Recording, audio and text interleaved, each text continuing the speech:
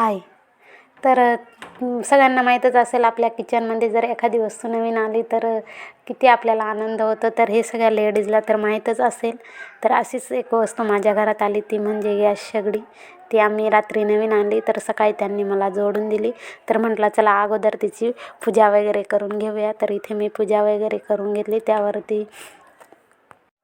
त्यावरती स्वस्तिक काढलं छानपैकी. त्यानंतर त्यावरती अक्षता टाकून पूजा वगैरे करून घेतली.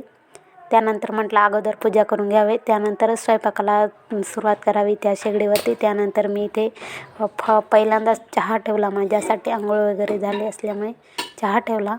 चहा तोपर्यंत होते तोपर्यंत म्हटलं चला आता आपण देवपूजा वगैरे करून घेऊया.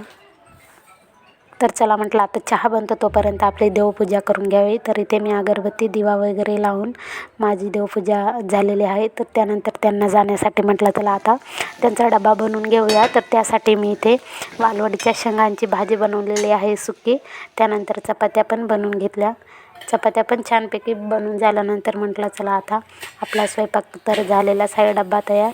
तर म्हटलं आता चला त्यांचा डबा भरून देऊया. तर चपाती पण लास्टची राहिलेली. तर हे बघू शकता चपाती पण भाजलेली आहे.